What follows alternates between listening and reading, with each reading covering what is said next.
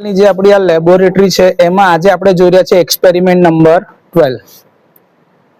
Experiment number 12 જે છે ને એમાં એવું છે કે એનો એમ શું કહે છે, test voltage and current relation for 3 phase star connection. આપણે પ્રેક્ટિકલની અંદરમાં આજે જોવાના છે સ્ટાર કનેક્શન. સ્ટાર કનેક્શન જે છે એના માટે આપણે સૌથી પહેલી રિક્વાયરમેન્ટ હશે કે 3 ફેઝના સપ્લાય પર જ બનશે. તો 3 ફેઝ નો જે આપણો સપ્લાય છે એ 3 ફેઝ નો સપ્લાય લેવાનો છે. તો આની અંદરમાં તમારે એક કોમન ન્યુટ્રલ પોઈન્ટ બનાવવો પડશે, જેમાં આ તમારો એક આર ફેઝ હોય, એક વાય ફેઝ ને એક બી ફેઝ, સમજવા માટે કે જે 120 ડિગ્રી અપાર્ટ હોય એકબીજાથી.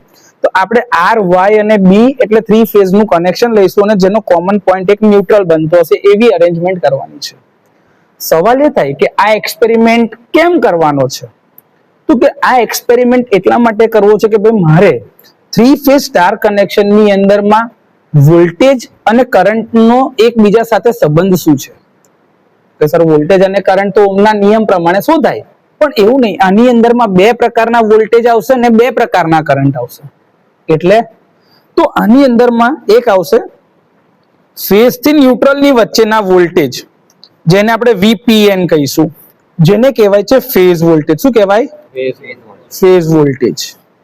અને બીજા વોલ્ટેજ આવશે ફેઝ થી ફેઝ વચ્ચેના આવશે, જેને આપણે VPP અથવા તો VL એટલે કે લાઇન વોલ્ટેજ કહીશું. શું કહીશું? આપણે ઓલરેડી ક્લાસમાં આની થિયરી શીખી ગયેલા છીએ, એટલા માટે આ તમને નોટેશન જે આપણે લખીએ છીએ એ ખબર હશે.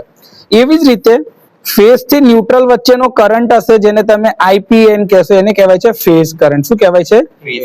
Phase current. અને એવી જ રીતે ફેઝ થી ફેઝ વચ્ચેનો કરંટ એટલે એને IPP અથવા તો IL તમે કહેતા હોય તો એને કહેવાય છે લાઇન કરંટ. ઓકે સર, તો ફેઝ વોલ્ટેજ વધારે કે લાઇન વોલ્ટેજ વધારે, ફેઝ કરંટ વધારે કે લાઇન કરંટ વધારે, કે બંને સરખા? આ બધું જે કંઈ બી હશે એ એકબીજા સાથે સંબંધ હશે.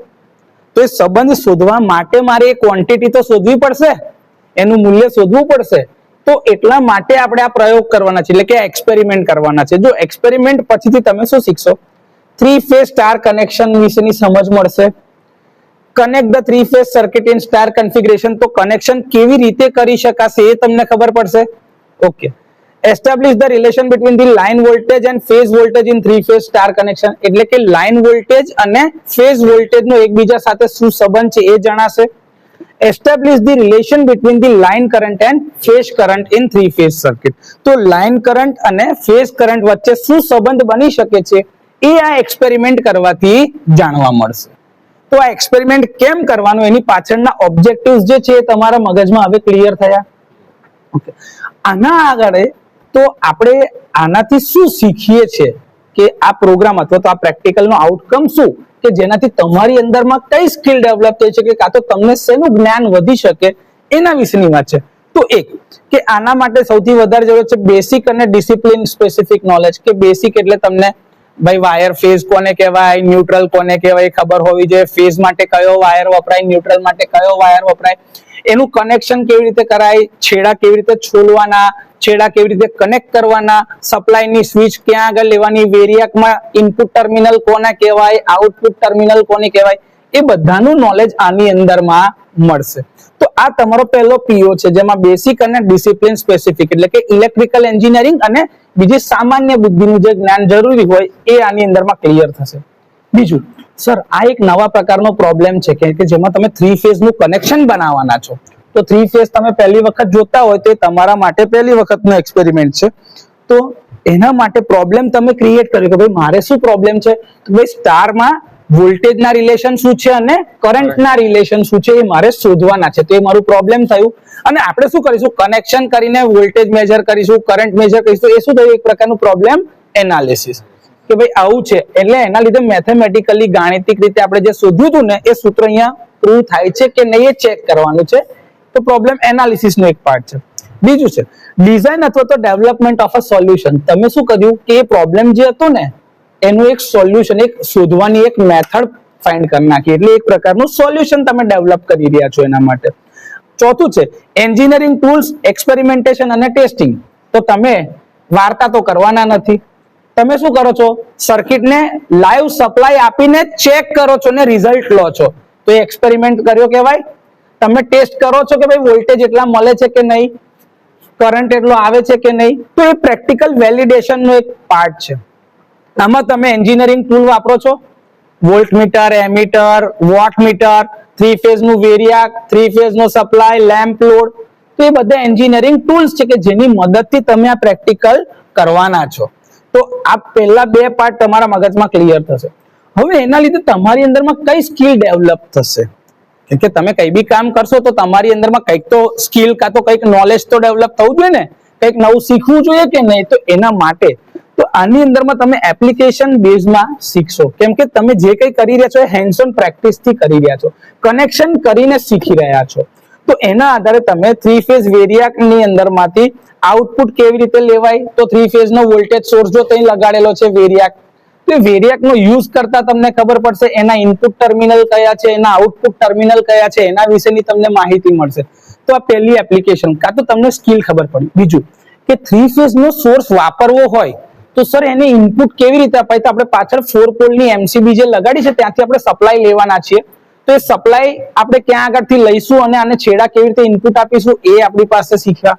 તો પાવરને હેન્ડલ કેવી રીતે કરવાનું એ ખબર પડશે. બીજું એ હેન્ડલ કરતી વખતે કઈ કાળજી રાખવાની છે, નહીં તો કરંટ બી લાગી શકે છે, તો એ કેવી રીતે એને કનેક્ટ કરવાનું એની બી સ્કિલ એક ડેવલપ થશે તમારી અંદરમાં. બીજું પાવર મેઝરમેન્ટ કરવા માટેના સાધનો, વોલ્ટેજ મેઝરમેન્ટ માટેના સાધનો, કરંટ મેઝરમેન્ટના સાધનો કેવી રીતે કનેક્ટ કરવા એ ખબર પડશે. નહીં તો એમીટર પેરેલલમાં કનેક્ટ કરાય, નહીં તો શું થઈ જાય, શોર્ટ સર્કિટ. કેમ કે એમીટરનો ઇન્ટરનલ રેઝિસ્ટન્સ બહુ ઓછો હોય, એટલે જો તમે પેરેલલમાં લગાડો તો આખું શોર્ટ સર્કિટ થઈ ગયું. અને વોલ્ટમીટર સિરીઝમાં ના લગાડાય, કેમ કે એનો ઇન્ટરનલ રેઝિસ્ટન્સ બહુ વધારે હોય તો સર્કિટ ઓપન થઈ જાય, તો કરંટ જઈ જ ના શકે લોડમાં. એટલે વોલ્ટમીટર પેરેલલમાં, એમીટર સિરીઝમાં, અને પાવર મેઝરમેન્ટ કરવા માટે વોટમીટર આપણે વાપરીશું. એ ના કરવું હોય તો આપણી પાસે મલ્ટીમીટર બી છે અને ક્લેમ્પોન મીટર બી છે. એ બી મેઝરમેન્ટના ટૂલ્સ છે કે જેની મદદથી તમે line voltage, line current, phase voltage, phase current, આ 4 વસ્તુ આમાં માપી શકો છો. બીજું આમાં તમે એ બી શીખી શકો ને કે ભાઈ 3 ફેઝ ની સર્કિટમાં કદાચ કોઈ ફોલ્ટ આવી જાય તો તમે જાણતા હોય કે ભાઈ કનેક્શન કેવી રીતે કરવાના છે, તો તમે પ્રોબ્લેમ સોલ્વ કરી શકો કે નહીં. ઇન્ડસ્ટ્રીમાં બધે જ 3 ફેઝ નો સપ્લાય વપરાય, જ્યાં 415 વોલ્ટ પર કામ કરતા હોય અને ઇન્ડસ્ટ્રીના પોતાના સબસ્ટેશન હોય, જેને કેપ્ટિવ સબસ્ટેશન અથવા કેપ્ટિવ પાવર પ્લાન્ટ જે હોય ને ત્યાં આગળ વ્યવસ્થા હોય જ્યાંથી 3 ફેઝ 11 કેવી નો સપ્લાય આવતો હોય, તો 11 કેવી ને સ્ટેપ ડાઉન કરીને 415 પર બી વાપરવા પડે, 6.6 પર બી વાપરવા પડે. 6.6 કેવી ની વાત છે, કિલો વોલ્ટ, એટલે 6600 વોલ્ટ પર બી વાપરવા પડે ને બધું થાય છે. એ તમે જેમ જેમ ઇન્ડસ્ટ્રીમાં જશો કાં તો જેમ જેમ હજી મોટા થશો ને તમને આની વિશે ખબર પડશે. તો 3 ફેઝ નું ટ્રબલ શૂટિંગ બી તમને આવડી શકે બેસિક, કેમ કે જ્યાં બી હશે ત્યાં કાં તો સ્ટાર કનેક્શન હશે કાં તો ડેલ્ટા કનેક્શન હશે. ઓકે, તો આટલી સ્કિલ તમારી અંદર ડેવલપ થાય છે. બીજું કે આ એક્સપેરિમેન્ટથી આ કોર્સનો શું આઉટકમ અચીવ થશે, તો કે તમે 3 ફેઝ સર્કિટની અંદરના પ્રિન્સિપલ્સ જાણી શકશો કે ભાઈ એમાં વોલ્ટેજ અને કરંટનો સંબંધ શું છે, લાઇન વોલ્ટેજ, લાઇન કરંટનો સંબંધ એકબીજા સાથે કેવો હશે, ફેઝ વોલ્ટેજ, ફેઝ કરંટ, પછી line voltage, phase voltage, line current અને ફેઝ કરંટ બધા એકબીજા સાથે કેવી રીતે રિલેટેડ છે એ આમાં શીખવાના છે. આની અંદરમાંથી તમે 3 ફેઝના લાઇન અને ફેઝ વોલ્ટેજ, લાઇન અને ફેઝ કરંટના રિલેશનને તારવી શકો છો. એટલે કે કોણ મોટો, કોણ છોટો, કે બેવ હરખે હરખા છે, એ બધું એમને કહી દેવાશે ખરું, હવામાં વાત થાય, એ પ્રેક્ટિકલ વેલિડેશન થી થાય અને એના માટે આપણે આ પ્રેક્ટિકલ કરવાના છીએ. બીજું કે આની અંદરથી તમે બીજી નવી વસ્તુ શું શીખી શકો, જે અફેક્ટિવ ડોમેન. અફેક્ટિવ એટલે કે તમે મનથી તમારે જે સાચવવાનું છે, પોતાનું ધ્યાન રખાય, કાં તો સમાજને બચાવી શકાય. તો ખબર પેલા બોર્ડ પર લખેલું હોય કે ભાઈ વાયર છે, ડેન્જર, ટ્રાન્સફોર્મર ની બહાર લખે, એ શું છે, એ લોકોને ચેતવણી આપે છે કે ભાઈ આને અડકતા નહીં, તે સેફટી રૂલ છે. તો એવું તમારે બી પોતાની જાતે પોતાને બી સાચવવાની છે, સાધનને બી સાચવવાનું છે અને લોકોને બી એનું નુકસાન ના થાય એનું બી સાચવવાનું. તો એ જે કઈ બી ભાવના જે છે એ બધું અફેક્ટિવ ડોમેન સાથે કામ કરતું. તો એનાથી તમે શું શીખશો કે ભાઈ ઇલેક્ટ્રિકલના સેફટી રૂલ્સ કેમ જરૂરી છે, સેફ પ્રેક્ટિસ કેમ પાડવાની એ જાણશો. બીજું આપણી જોડે એક સાથે ભેગા થઈને આપણે ટીમ બનીને કામ કરતા હોઈએ તો એ ટીમની અંદરમાં કેવી રીતે ધ્યાન રાખવાનું, બધા ભેગા થઈને એક પ્રેક્ટિકલ કેવી રીતે કરી શકીએ, કેમ કે તમે ઇન્ડસ્ટ્રીમાં જશો તો તમારી પાસે ઘણા બધા પ્રોજેક્ટ આવે, તો પ્રોજેક્ટ કઈ એકલા થોડી થશે. આપણે ક્રિકેટ જોઈએ છે ને, ક્રિકેટ એક જ પ્લેયર જીતાડી શકે? એ ટીમ થી જીતીએ છે કે નહીં? હા, એવું જ. તો ત્યાં આગળ બી તમારી ટીમ હશે તો તમે ટીમમાં કેટલું સારું કામ કરી શકો છો. તમારી પાસે કઈ સ્કિલ છે. કેમ કે એક માણસ થી કદાચ રહી જાય તો બીજો શું કે, એ ભાઈ ઉપર ચાલુ ના કરીશ, અહીંયા અર્થિંગ બરોબર છે કે નહીં ચેક કરી લઈએ. ઉપર ભાઈ ચાલુ ના કરીશ, કદાચ કરંટ લીક થાય તો કોઈને કરંટ ના લાગે. તો એટલે ટીમના બધા મેમ્બર એક સાથે કામ કરે તો બધા સેફ બી રહી શકે અને કામ બી થઈ શકે. આ ભાવના જાગૃત થાય એટલા માટે આ બધી એક્ટિવિટી આપણે અહીંયા કરતા હોઈએ છીએ. બરોબર છે. બીજું કે આની અંદરમાં થ્રી ફેઝ ના જે કમ્પોનન્ટ છે, જે સાધનો છે, એ બધાને તમે સાચવીને જાળવીને વાપરો, જેથી એને નુકસાન ના થઈ જાય. વોલ્ટ મીટર ને પેરેલલમાં જ લગાડવાનું, એમીટર ને સિરીઝમાં જ લગાડવાનું, બધું જ ધ્યાન રાખવાનું છે. ક્લિયર? તો આ બધી વસ્તુ શીખશો. હવે આના માટેની થિયરી બી તો જાણવી પડશે ને. ઓકે, તો આપણે જે પ્રેક્ટિકલ કરતા પહેલા જે થિયરી જાણવાની તો આપણે ઓલરેડી ક્લાસમાં શીખી ગયા છીએ. આપણે ચોથું ચેપ્ટર આખું પતી ગયું છે. તો તમને ખબર હશે કે આપણે જે વાત કરતા હતા કે ભાઈ આપણે જે વાઇન્ડિંગ હશે, વાઇન્ડિંગ ના બે છેડા હોય, એક છેડો કયો હોય? સ્ટાર્ટ, અને એક છેડો કયો હોય? ફિનિશ. ત્રણ ફેઝ ના છે કનેક્શન, એટલે ત્રણે ત્રણ ફેઝ એકબીજાથી કેટલા ડિગ્રી અપાર્ટ? 120 ડિગ્રી. જેમાં એક સ્ટાર્ટિંગ છેડો હોય અને એક ફિનિશિંગ છેડો હોય. તો આ ધારો કે સ્ટાર્ટિંગ છે તો આ એનું ફિનિશ, આ સ્ટાર્ટિંગ છે તો એનું આ ફિનિશ, આ સ્ટાર્ટિંગ છે તો એનું આ ફિનિશ. એટલે કે ત્રણે ત્રણના ફિનિશિંગ એન્ડ એકબીજા સાથે ભેગા થાય છે, ત્યાં ત્રણે ત્રણ ભેગા થશે. આને કહેવાય છે ન્યુટ્રલ પોઈન્ટ. શું કહેવાય છે? Neutral point. અને બેસિક જે આપણા મૂળભૂત રંગો છે એના આધારે જ આપણે આર, વાય અને બી એવા સિલેક્ટ કરેલા છે. તો એ માર્કિંગ કરો આર, વાય અને બી થી. તો આ તમારા આર, વાય અને બી થયા. હવે આ તમારો ન્યુટ્રલ પોઈન્ટ છે. આ કયો પોઈન્ટ છે? ન્યુટ્રલ. તો ફેઝ અને ન્યુટ્રલ ની વચ્ચે જે બી મપાશે આને ફેઝ વોલ્ટેજ કહેવાય. શું કહેવાય? આ એક ફેઝ વચ્ચે, આ બીજા ફેઝ વચ્ચે, અને એવું જ આ ત્રીજા ફેઝ ના વોલ્ટેજ થયા, જ્યાં બે ફેઝ ની વચ્ચે નથી, એક ફેઝ અને એક ન્યુટ્રલ ની વચ્ચે છે. ક્લિયર? સર બે ફેઝ ની વચ્ચે માપીએ તો એને કહેવાય ફેઝ ટુ ફેઝ, જેને તમે કહો છો લાઈન વોલ્ટેજ. શું કહો છો? Line voltage. આપણે આનું આખું ડેરિવેશન જ્યારે ક્લાસમાં શીખેલા હતા તો તમે એ વસ્તુ જોયું હતું કે ભાઈ VL = √3 ટાઈમ V ફેઝ આવે છે. યાદ છે પેલું વેક્ટર ડાયાગ્રામ તમે કરેલો હતો કે ભાઈ આ છે તમારો ન્યુટ્રલ પોઈન્ટ, આ તમારો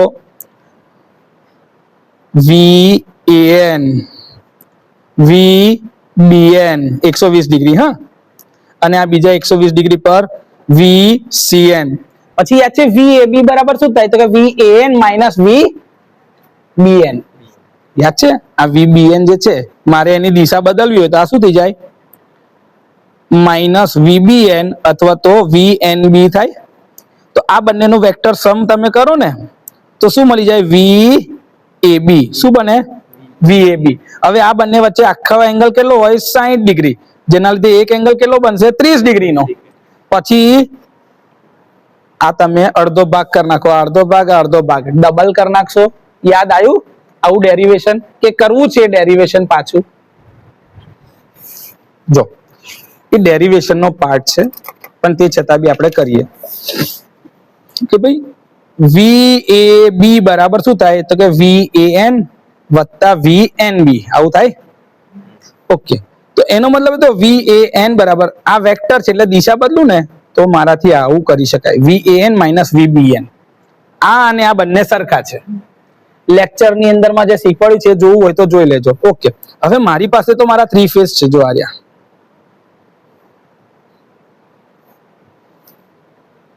VAN, VBN, VCN. હવે મારે છે ને જો VAN - BN કરવાના છે એટલે નેગેટિવ BN કરવા પડશે. તો નેગેટિવ એટલે આની દિશા બદલવી પડશે. તો અહીંથી આની દિશા બદલું છું આ નેગેટિવ. આ શું થયા? -VBN થયા. હવે આ VAN છે -VBN છે તો બેનો સરવાળો કરી દેવાય. કેમ?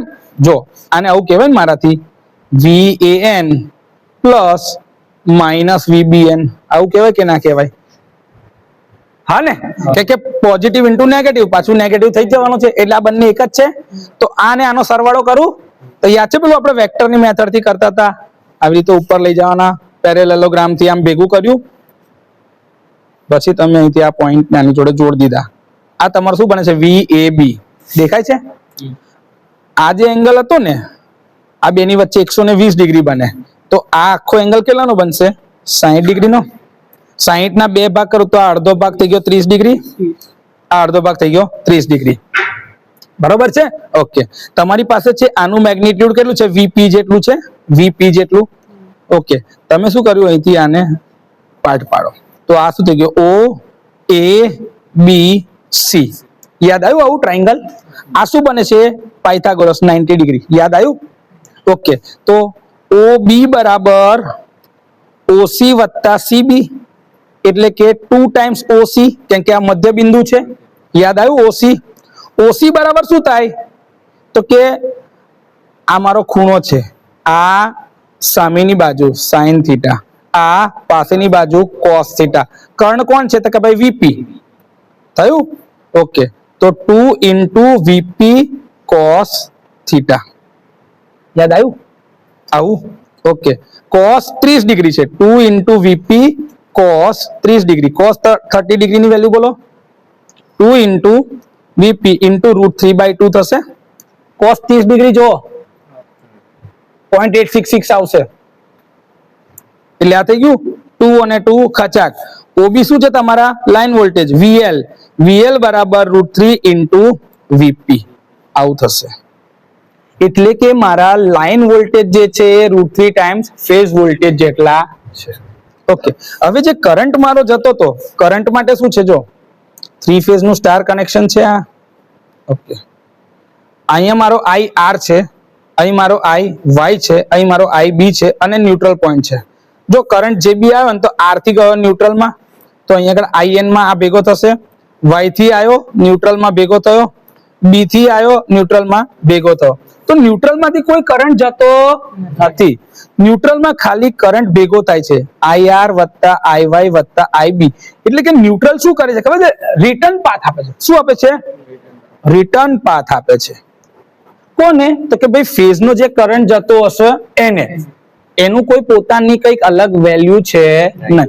તો સર ધારો કે ફેઝમાં કોઈ વેલ્યુ ના હોય, તો મારાથી એવું કહી શકાય કે ભાઈ IPH બરાબર IL, કે ન્યુટ્રલમાં કોઈ જાતનો કરંટ છે જ. તો મેં શું કીધું કે સર એમાં ફેઝ કરંટ બરાબર લાઈન કરંટ હશે. તો મારે આ વેરીફાઈ કરવાનું છે કે VL બરાબર √3 V ફેઝ, IL બરાબર I ફેઝ. મારે આ વેરીફાઈ કરવાનું છે. ઓકે, એ વેરીફાઈ કરવા માટે આ મારી સર્કિટનું કનેક્શન છે. હવે સર્કિટના કનેક્શન માટે શું થશે? જો મારો 3 ફેઝ નો લેમ્પ લોડ છે, તો આ મારો R ફેઝ નો લેમ્પ લોડ, આ મારો Y ફેઝ અને આ મારો B ફેઝ. તો મારા 3 ફેઝ ની અંદર જો દરેકમાં મેં એક સરખા લેમ્પ લગાડેલા છે, એક સરખા લેમ્પ લગાડ્યા છે. હવે એને મારે 3 ફેઝ નો સપ્લાય આપવાનો, તો મારું 3 ફેઝ નું વેરિયાક ત્યાં છે. જો પેલું ભૂરા કલર નું દેખાય છે મોટું, એ તમારું 3 ફેઝ નું વેરિયાક છે. એ વેરિયાક થી હું સપ્લાય આપીશ, અને ત્યાં નીચે એના આઉટપુટ ટર્મિનલ હશે. જો એ વેરિયાક પર ઇનપુટ અને આઉટપુટ બંને હોય, તો ઇનપુટ જે છે એને હું MCB માંથી લઈશ, એટલે કે સપ્લાય લઈશ 3 ફેઝ નો, અને આઉટપુટના જે છેડા છે એમાં R ફેઝ નો છેડો R માં, Y નો છેડો Y માં, અને B નો છેડો B માં લગાડીશ, અને ન્યુટ્રલ કોમન કરીને એના ન્યુટ્રલ જોડે લગાડી દઈશ, તો મારું સ્ટાર કનેક્શન બની જશે. ઓકે, મારે વોલ્ટેજ મેઝરમેન્ટ કરવા છે, તો હું મલ્ટીમીટર થી વોલ્ટેજ માપી લઈશ. કેમ? લગાડવું હોય તો વોલ્ટમીટર બી લગાડી શકાય, અને માપવું હોય તો તમે ડાયરેક્ટ માપી શકો છો મલ્ટીમીટર થી. તે વેલ્યુ આપણે માપી લઈશું. તો વોલ્ટેજ માપી લઈશું, ને કરંટ માપવા માટે આપણે ક્લેમ્પોન મીટર નો યુઝ કરી લઈશું. એટલે ક્લેમ્પોન મીટર થી કરંટ માપી લેવાશે, તો વોલ્ટેજ બી મપાશે ને કરંટ બી મપાશે. વેરિયાક એટલા માટે કે એનાથી વેરિયેબલ આઉટપુટ વોલ્ટેજ સેટ કરી શકાય. ઓકે, તો એ આપણે સેટ કરીશું આ તમારા ડાયાગ્રામ પ્રમાણમાં. હમણાં કનેક્શન કરીએ છીએ. બીજું કે 3 ફેઝ નું વેરિયાક જે છે 415 વોલ્ટ નું ઇનપુટ વોલ્ટેજ છે, અને આઉટપુટમાં આપણે 0 થી 415 વેરિયેટ કરી શકીશું, આપણે બદલી શકીશું. ઓકે, 5 થી 10 એમ્પિયર ની કેપેસિટી મર્યાદા એની હોય, એના પર લખેલું હોય વેરિયાક પર એનું રેટિંગ, એ હમણાં આપણે જોઈએ છે. એમીટર વાપરવાનું છે 0 થી 5 એમ્પિયર નું, વોલ્ટમીટર 0 થી 300 વોલ્ટ ની રેન્જમાં, વોલ્ટમીટર 0 થી 600. કેમ? એક તમારા ફેઝ વોલ્ટેજ માપશે, એક તમારા લાઇન વોલ્ટેજ માપશે. તમારો લેમ્પ લોડ કે જેની ક્ષમતા કેટલી હોઈ શકે, તમે બલ્બ જો લગાડે છે 6 જો છે 1 2 3 4 5 6 દરેક લેમ્પ લોડ પર 6 લેમ્પ લાગેલા છે. ક્લિયર? તો જે વસ્તુ કીધી છે આપણે એ જ વસ્તુ અહીંયા આગળથી ઉપયોગમાં લઈ રહ્યા છે. હવે સેફટી અને નેસેસરી પ્રિકોશન્સ જે તમારે રાખવાના છે, તો સૌથી પહેલા જ્યારે બી સર્કિટ કનેક્ટ કરતા પહેલા જોઈ લો કે હંમેશા મેઇન સ્વિચ તમારી જે એમસીબી માંથી સોર્સ આવવાનો છે એ એમસીબી કેવી હોય જોઈએ? બંધ. ઓકે. પછી બીજું કે 230 વોલ્ટ લેમ્પ આપણે વાપરતા તો 415 થ્રી ફેઝ સપ્લાય આપીએ તો 2 લેમ્પ એક સાથે કનેક્ટેડ હોવા જોઈએ. તો આ બંને સિરીઝમાં, આ બંને સિરીઝમાં, આ બંને સિરીઝમાં. કેમ સિરીઝમાં કર્યા ખબર છે? કે એક લેમ્પ તમારો 230 વોલ્ટનો છે, તો આ તમારો એક થઈ ગયો લેમ્પ અને આ થઈ ગયો તમારો બીજો લેમ્પ. તો આ શું થઈ ગયું ખબર છે?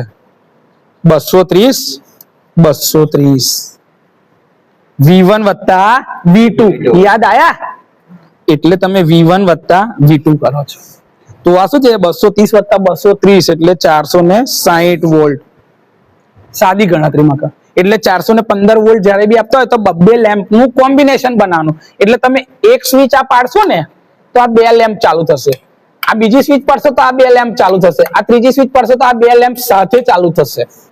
એટલે તમે અહીં આગળ 6 લેમ્પ વાપર્યા છે પણ બંને એકબીજાના કોમ્બિનેશનમાં. Clear? Okay. All connections are proper and tight before switch on the supply. એ ચેક કરવાનું ચાલુ કરતા પહેલા. પછી care should be taken to see that the resistive loads are balance. એટલે બધા ફેઝમાં લેમ્પ લોડ બેલેન્સ હાલતમાં હોવા જોઈએ. બીજું care should be taken to see that two phases are not short circuited. 2 phase એકબીજા જોડે શોર્ટ ના થઈ ગયા હોય એ જોવાનું છે. અને before disconnecting the circuit ensure the main switch is off. કોઈ બી છેડા કાઢતા પહેલા બધું બંધ કરી દેવાનું, વેરિયાક 0 પર લાવી દેવાનું અને પછી મેઇન સ્વિચ બંધ કરી દેવાની. પછી જ આ છેડાના કનેક્શનને અડકવાનું. ત્યાં સુધી કોઈ કનેક્શન અડકવાનું નહીં. ઓકે. હવે આ પ્રેક્ટિકલમાં આપણે કઈ પ્રોસીજર ફોલો કરીશું? તો એની પ્રોસીજર જે છે તો સૌથી પહેલા તો જે ડાયાગ્રામ છે એ પ્રમાણમાં આપણે સર્કિટ કનેક્ટ કરી દઈશું. ઓકે.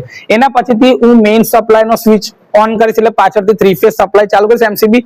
પછી 3 ફેઝ ના વોલ્ટેજ જે છે એને વેરિયાક ની મદદથી સેટ કરી દઈશ. 230 કરવા હોય તો 230, 415 કરવા હોય તો 415. આપણે 230 કરી દેવાના જેથી કરીને આપણે રેશિયો શોધી શકાય. બરોબર છે? Note down the reading in the observation table. આપણે ઓબ્ઝર્વેશન ટેબલમાં એનું રીડિંગ લઈશું.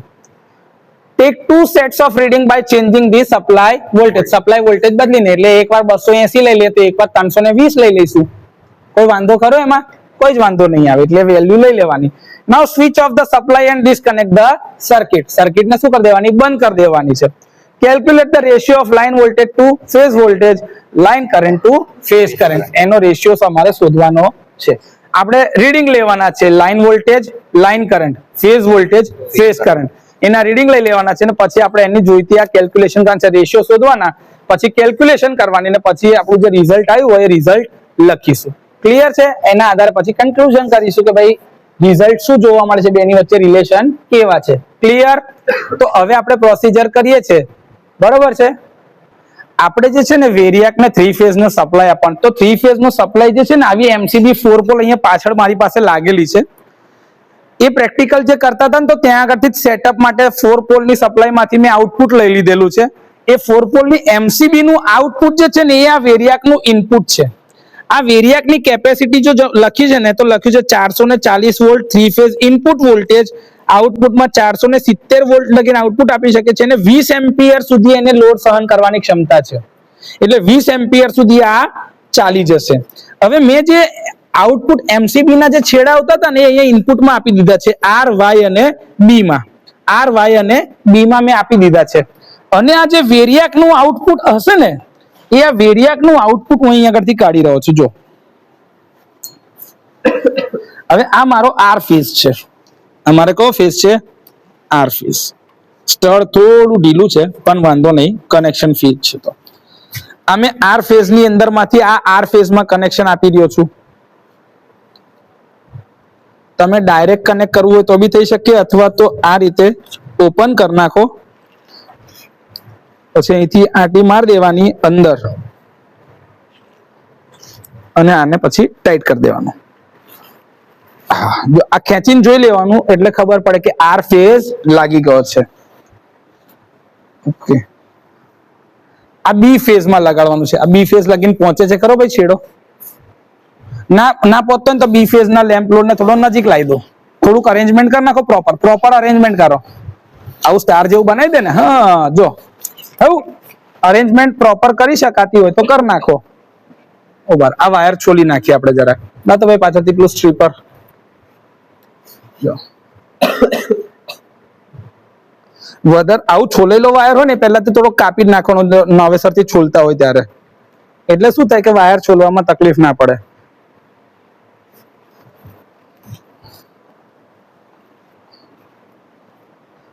જો બી ફેઝ નું કનેક્શન એમાં થઈ ગયું, કેમ કે અહીંયા આગળ બી માર્ક કરેલું છે, આર બી અને વાય છે. હવે આ વાય ફેઝ નું કનેક્શન છે, તો વાય ફેઝ ની અંદરમાં બી આપણે કનેક્શન કમ્પ્લીટ કરી દઈએ. સુધારો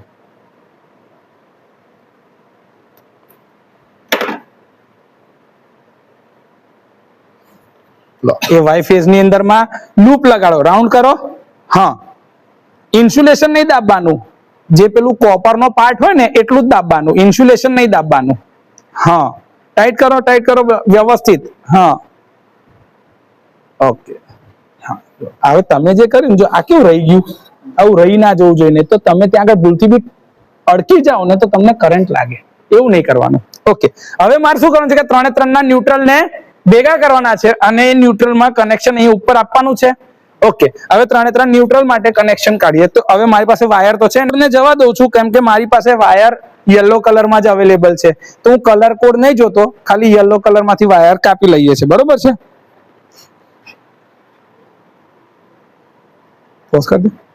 અહીંથી આને શોર્ટ કરી દઈએ, અહીંથી આને શોર્ટ કરી દઈએ, આનો છેડો ડાયરેક્ટ ત્યાં આગળ આપી દઈએ છે. બરોબર છે?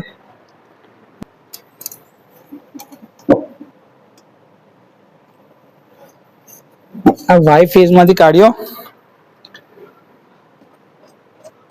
આ બી ફેઝ માં થઈ ગયું. રિટર્ન પાથ બધાના ભેગા કરી દઈએ અને આ જે છે ને એને અહીંયા આગળ આર ફેઝ માં આપી દઈશું અને આર ફેઝ માંથી સપ્લાય લગીને લઈ જવા માટે બીજો એક છેડો કાપી લઈએ.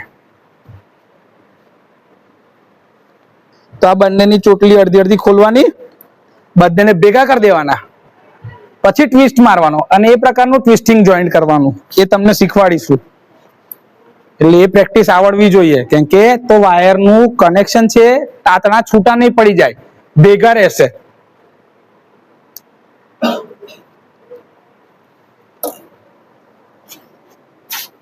હવે આ કનેક્શન ક્યાં જતું રહ્યું? ન્યુટ્રલમાં. કે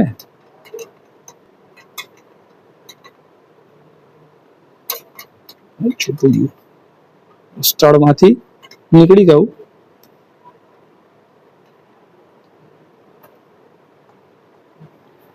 ઓકે, ન્યુટ્રલમાંથી નીકળી જાય છે યાર. આ તમારા કનેક્શન થઈ ગયા. આર જો ન્યુટ્રલ ની અંદરમાં જો જોતા હશે ને તો આ ન્યુટ્રલ ની અંદરમાંથી આર ના ન્યુટ્રલમાં, આર નો ન્યુટ્રલ ને વાય નો ન્યુટ્રલ ને વાય નો ન્યુટ્રલ ને બી નો ન્યુટ્રલ, આ 3 3 ના ન્યુટ્રલ એકબીજા સાથે શોર્ટ થઈ ગયા. એટલે આમાંથી રિટર્ન પાથ આવશે. આર ફેઝ માંથી આર ફેઝ માં કનેક્શન આપી દઉં, વાય ફેઝ માંથી વાય ફેઝ માં અને બી ફેઝ માંથી બી ફેઝ માં વોલ્ટેજ તમે આપશો. હવે શું કરવાનું છે, જેવું વેરિયાક ચાલુ કરીશ આપણે ઇનપુટ ના વોલ્ટેજ માપીશું. એ 415 ફિક્સ હશે. પછી શું માપવાનું? આઉટપુટ ના વોલ્ટેજ આપણે એડજસ્ટ કરવાના છે, તો અહીંયા આગળ તમે લાઈન વોલ્ટેજ માપી શકશો અને અહીંયા ફેઝ અને ન્યુટ્રલ ની વચ્ચે ફેઝ વોલ્ટેજ માપી શકશો. ક્લિયર છે? ઓકે, તો એ રીડિંગ લઈ લેવાના. લાઈન નો કરંટ લઈ લઈશું કઈથી? તો કે ન્યુટ્રલ માંથી કેટલો કરંટ જાય છે? Line current. અને પેલો ફેઝ કરંટ જે આવશે. બરોબર છે? માપી લઈશું. ઓકે, મેઇન પેનલ માંથી અહીંયા આગળ જે બોર્ડ પર લખેલું છે તો એસી 12, એટલે ત્યાં આગળથી મેઇન પેનલ નો સપ્લાય ચાલુ કર્યો, ત્યાંથી એસી 12 નંબરની એમસીબી ચાલુ કરી છે 4 પોલ. અહીંથી પાછળથી ભાઈ એસી 12 ચાલુ કરો, એમસીબી ઓન કરો. જમણા હાથથી જ કરવાની હંમેશા. હા, ઓકે થઈ ગયું. હવે એને ત્યાં આગળથી ચાલુ કરી છે એમસીબી. તો હવે હું જોઈ લઉં કે અહીંયા આગળ મારી પાસે કેટલા વોલ્ટેજ આવી રહ્યા છે. પકડજો ભાઈ ડિસ્પ્લે. ઓકે,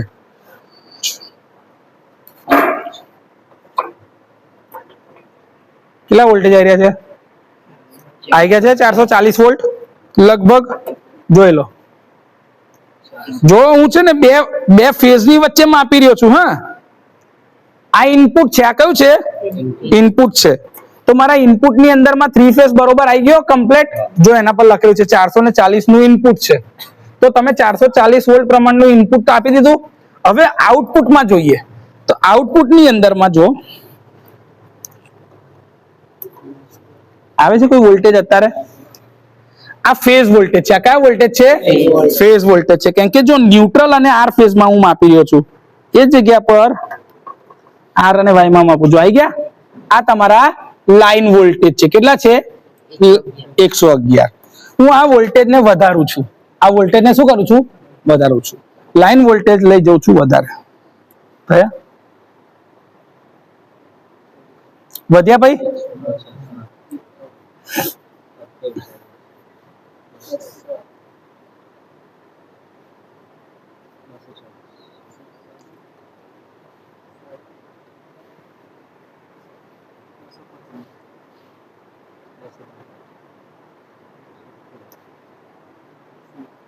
$280 વોલ્ટ હમણાં રાખું છું તમને સમજવા માટે. આ કયા વોલ્ટેજ છે? Line voltage. લાઈન વોલ્ટેજ કેટલા લખીશું? 280. અને ફેઝ વોલ્ટેજ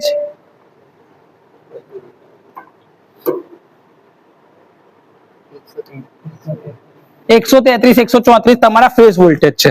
જો માપવા હોય તો ઓપન સર્કિટમાં બી વોલ્ટેજ તો મપાય જ છે, સ્વિચ ચાલુ કર્યા વગર બી. જો આ ફેઝ અને ન્યુટ્રલ વચ્ચે કેટલા વોલ્ટેજ આવે છે? 135. આ કયું છે? આર ફેઝ ના ફેઝ વોલ્ટેજ. આ બી ફેઝ છે 148, 149. ચાલો, આ વાય ફેઝ ના વોલ્ટેજ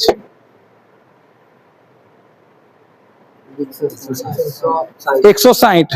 આના બી એટલા જ આવવા જોઈએ ને, તો બધા બેલેન્સમાં હોય તો.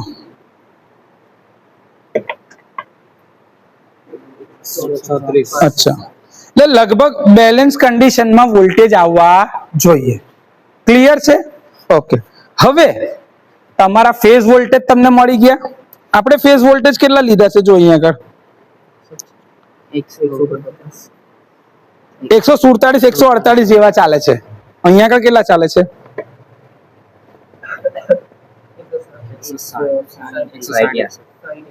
160.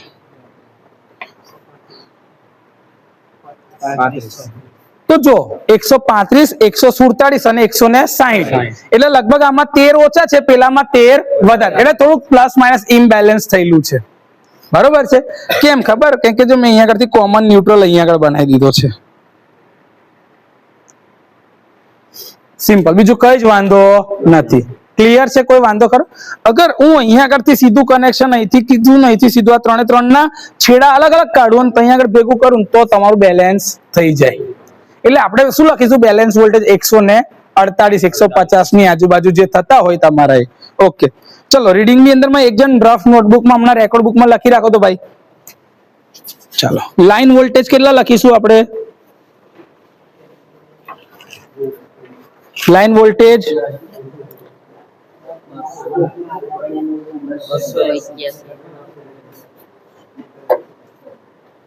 282 લખી દો ને. 282 હે ને? આ તમારા લાઈન વોલ્ટેજ છે. અને ફેઝ વોલ્ટેજ કેટલા છે?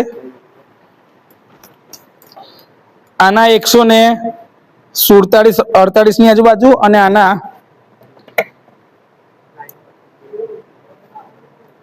162 ની આજુ. 162 લખી દો ફેઝ વોલ્ટેજ. 162. બરોબર છે?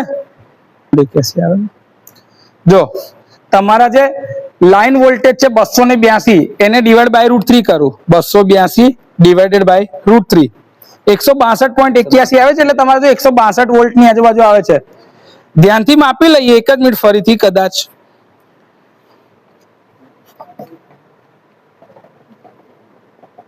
જો 162, 63 ની આજુબાજુ થાય છે. એટલે જે તમારું રીડિંગ કેલ્ક્યુલેટર થી આવ્યું છે 162.81, એ જ વોલ્ટેજ તમારા અહીંયા આગળ બી મળી રહ્યા છે.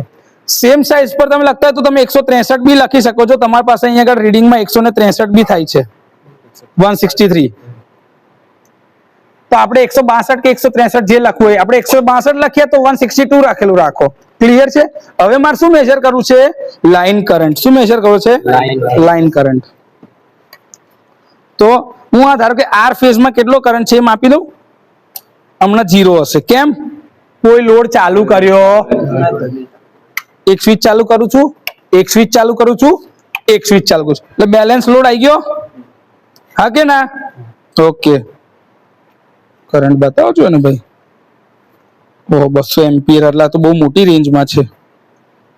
કરંટની રેન્જ થોડીક નાની. હમણાં 0 એમ્પિયર બતાવે છે. જેવો તમે કરંટ ઓન કરો જો 0.11 એમ્પિયર તમારો ગયો કરંટ, 0.10 એમ્પિયર,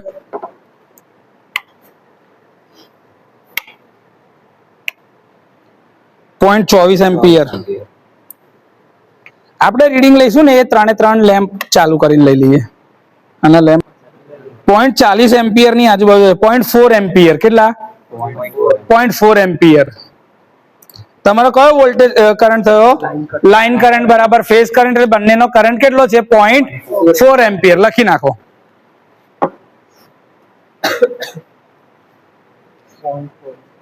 0.4 પેલા લખવાનું ભૂલ. બે ફેઝ કરંટ અને લાઈન કરંટ.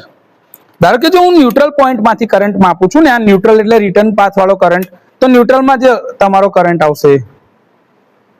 કેમ આવું કંઈક થયું ખબર? કોઈક લેમ્પ બરોબર નહીં હોય. અચ્છા, જો પેલા બે લેમ્પ બરોબર નથી, આપણે જે લેમ્પ બરોબર નથી ને હમણાં સર્કિટમાં એ બદલી નાખીએ એકવાર અને ફરી ચેક કરી લઈએ.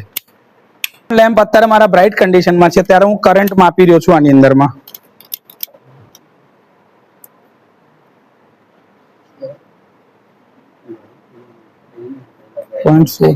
એક જ માં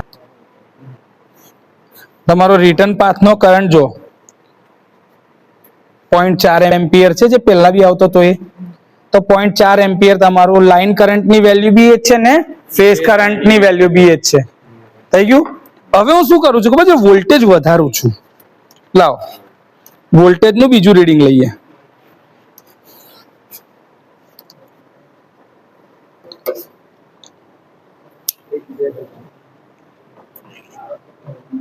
ચાલો કેટલા આવે છે ભાઈ વોલ્ટેજ અત્યારે? જો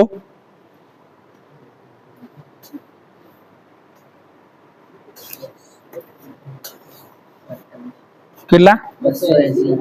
280 થયા. બલ્બ જો વધારે ગ્લો થતા હશે.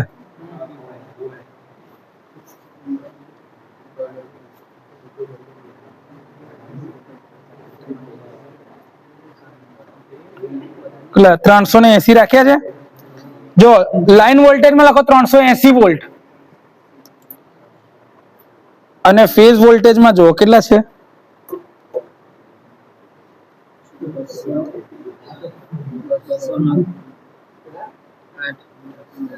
208 209 જેવું થાય છે.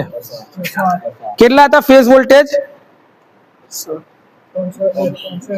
380 ભાગ્યા √3 કરો. જો 219 ની આજુબાજુ અહીંયા આગળ આવે છે અને આપણો વોલ્ટેજ આજે 210 ની આજુબાજુ જે આવે છે આપણે એ જ રીડિંગ લખવાનું. હા બરોબર છે. જો અહીંયા બી માપવા હોય તો માપી શકાય.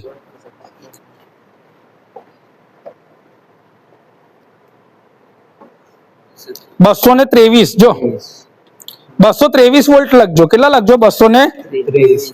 બરાબર. અહીંયા આગળ બી જોઈએ.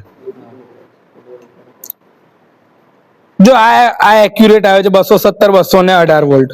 217 અને આ કેટલા આવે છે? 210. હા એટલે 217 વાળું જે છે ને એ રીડિંગ લખી નાખો. 217 વોલ્ટ. કેટલા? 217 વોલ્ટ. ક્લિયર? હવે લાઈન કરંટ માપી લઈએ અને ફેઝ કરંટ માપી લઈએ. જો બલ્બ ગરમ થયા હશે વધારે, કરંટની કિંમત વધશે. જો કેમ 40 એમ્પિયર કરતા બી વધારે ઓવરલોડમાં જતું રહ્યું. આવશે 0.45 એમ્પિયર. કેટલું?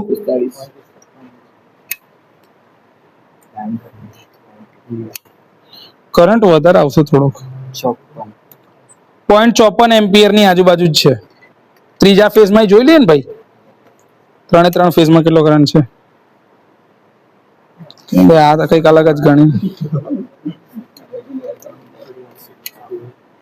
આ ભેગું થાય છે ને એટલે 0.5 એમ્પિયર ની આજુબાજુ કરંટ જાય છે. તો કરંટ લખી દો 0.5 એમ્પિયર. લાઈન કરંટ બરાબર ફેઝ કરંટ એટલે 0.5 એમ્પિયર બે માં લખી નાખવાનું. તમારા પ્રેક્ટિકલમાં જે તમને શોધવાનું કીધું એ શોધી નાખ્યું. ફેઝ વોલ્ટેજ અને લાઈન વોલ્ટેજ વાળો રેશિયો શોધી નાખવાનો, એ આપણે શોધી નાખ્યો એટલે તમારો જવાબ લગભગ √3 ની નજીક આવશે. ક્લિયર છે આ તમારું પ્રેક્ટિકલ?